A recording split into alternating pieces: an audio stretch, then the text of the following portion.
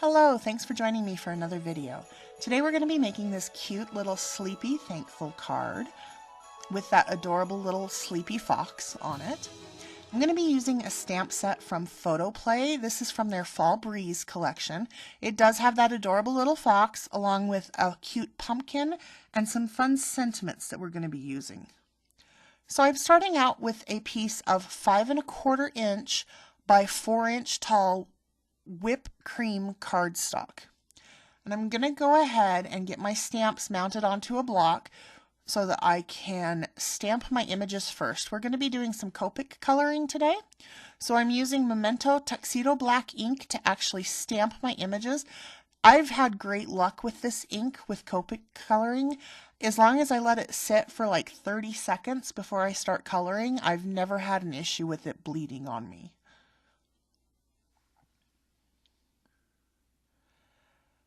So I'm going to mask him off. I have a mask that I had used previously that I'm just going to go ahead and reuse here. And I'm only stamping just over the top of his head. So that's all the space that I actually needed that mask to cover. So I'm going to go ahead and stamp this pumpkin over the top. And that mask is going to mean that he's not stamping lines across the little fox's face. And when I take that off, it makes it look like the fox is resting his head up against that pumpkin. So I'm going to pull in my Copic colors now. I have all the colors listed on the screen for you as we go along. I am doing a technique that just involves flicking the marker as I'm working on the fox. So I'm putting down a base coat of my lightest color. This is this lighter brown, the E33.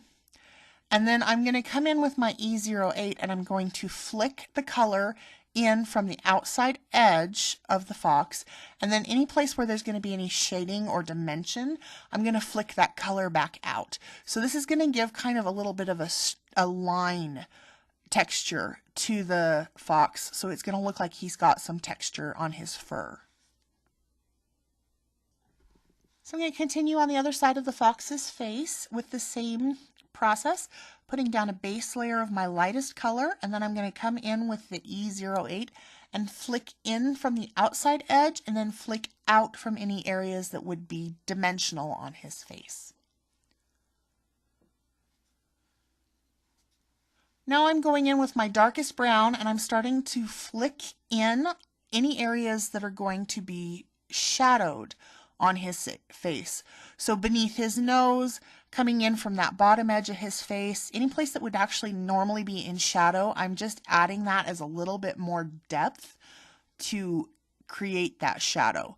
And I am still using a flicking motion as I go across. Here as I'm covering the whole image, again with this lightest brown, I'm just going right over the top of everything, but I'm not scribbling in so hard that I'm actually fading out the lines. I want those lines to still be there. You just saw me use my colorless blender to kind of push in some color from the outside edge. I had gone over the line just a little bit. So I'm continuing on with his torso here and just doing the exact same technique as I did before.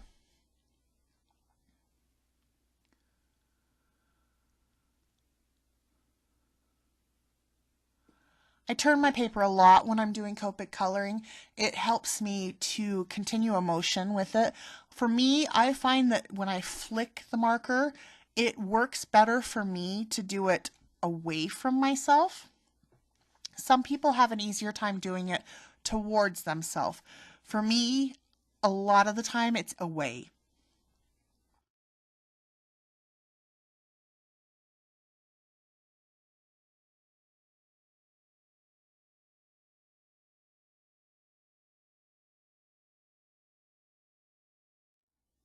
And just finishing up his haunches there, and then I will move on to the tail. Now the tail being the forefront of the image, I am working on this all as one piece. You notice that I had kind of split everything up into little sections previously, like doing his half of his face on each side.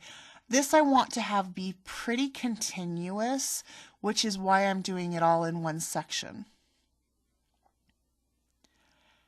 And I do have this sped up quite a bit. I wish I colored this quickly. It takes me a long time to color an image because I spend a lot of time looking at it going, what can I do here? What can I do a little bit better here?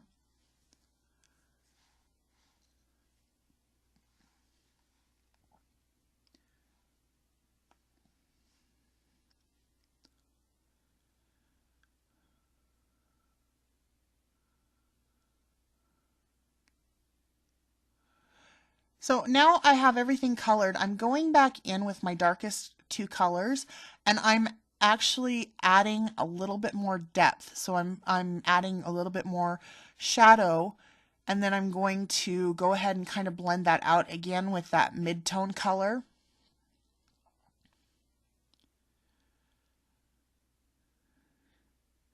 This will just help to make the image pop a little bit, to have that shadow be a little bit deeper.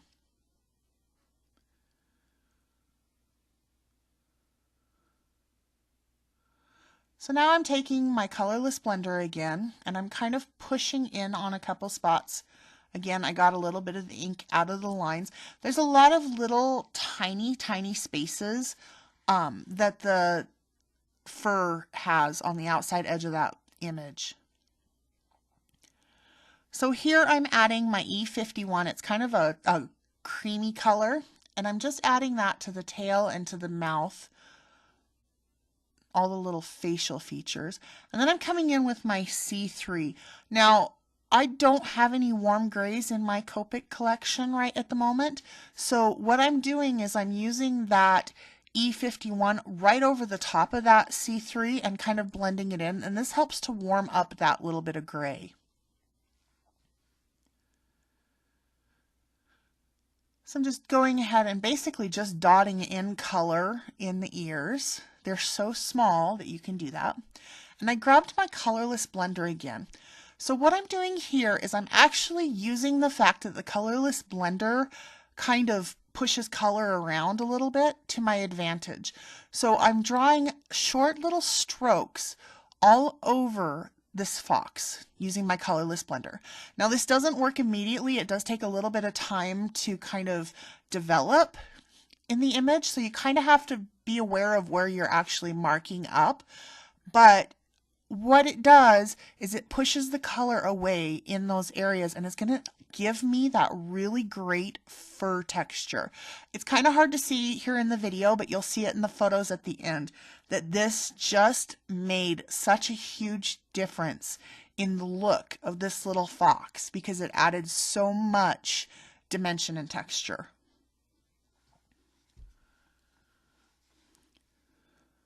So I'm going to go ahead and start the pumpkin now. I started out with this Y00. I actually really didn't even need this color because by the time I colored everything else, it was completely covered up anyway. But I liked adding it when I started because it was giving me a little bit of something to look at as a highlight that wasn't completely white. I didn't want a white highlight.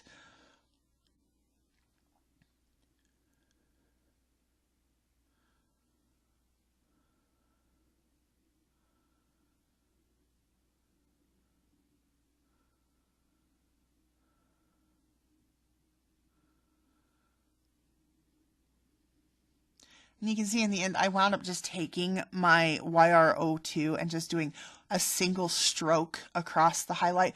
That covered it up and made it orange, but it left a highlight actually there on the pumpkin.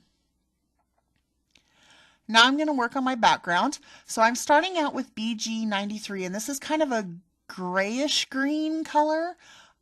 This works really good as like grass that's kind of further back from everything else. Kind of gives it that little bit of a shadowy depth type feel. So I'm going to go ahead and use that for all the grass, and then I'm coming back again and I'm going to add the G99 in front. So that's the more forefront grass with it.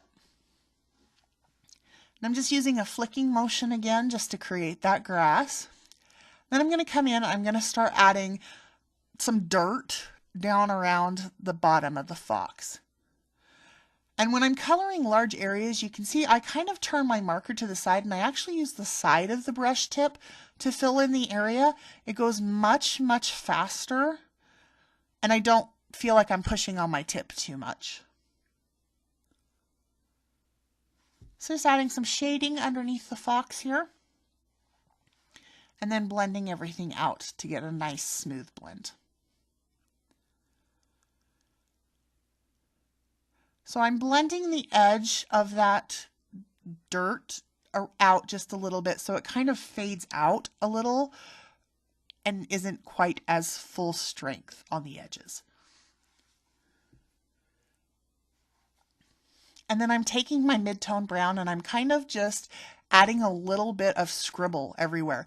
And then I'm going to do the same thing with my colorless blender. I'm just kind of very lightly scribbling all over the color so that it gives it a little bit of like shadows and hills and all that. So I'm going to work on my sentiment. This is an 1.5 inch piece of Tangerine cardstock. I'm just prepping that with my anti-static tool so that I can go ahead and heat emboss on it, and then just checking the placement of my stamp.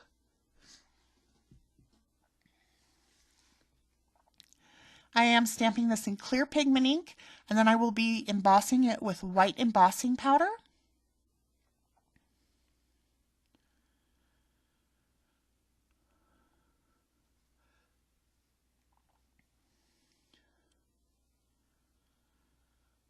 Just knocking off any extra powder right there.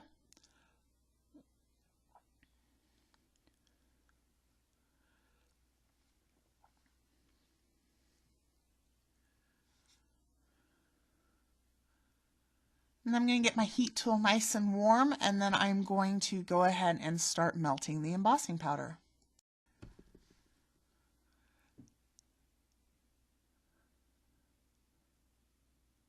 I love watching embossing powder melt. It's just like magic happening right in front of you. So I'm going to go ahead and take my shears, and I'm going to actually cut a little bit of a fishtail banner on this. I'm not going up very high because I obviously didn't place my sentiment very high. I wanted this to be kind of a squatty little banner.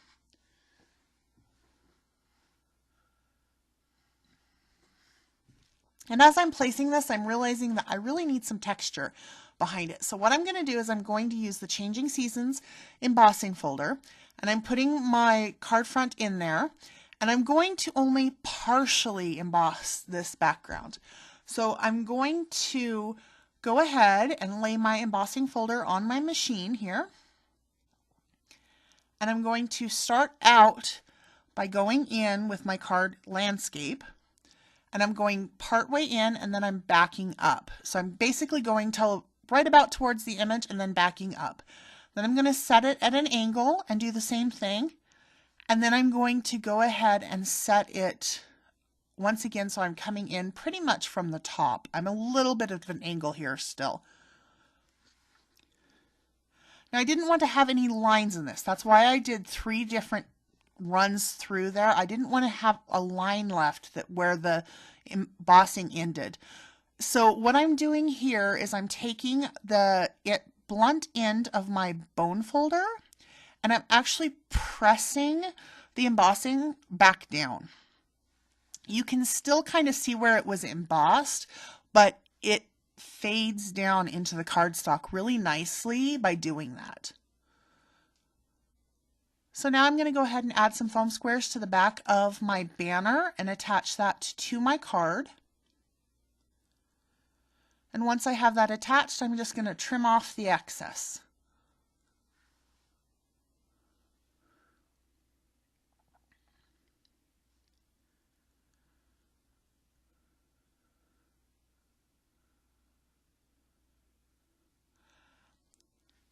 This is a piece of cocoa powder cardstock that I am folding into my card base here. And I'm going to go ahead and attach my card front using some Easy Glide adhesive, except for the fact that I ran out just as I was doing it. So luckily I had a second tape runner. So I'm just going to go ahead and attach that. And then just to finish this off, because it's got to have a little bit of something shiny on it, I'm going to add a few pearls. And that's going to be the card for today. I really enjoy these little images. I think they're super, super cute. And they're so fun. They can be great for Thanksgiving or just as a seasonal type card. But I hope this inspired you, and I hope you enjoyed. Have a wonderful day. Thanks for watching. Much love to you all.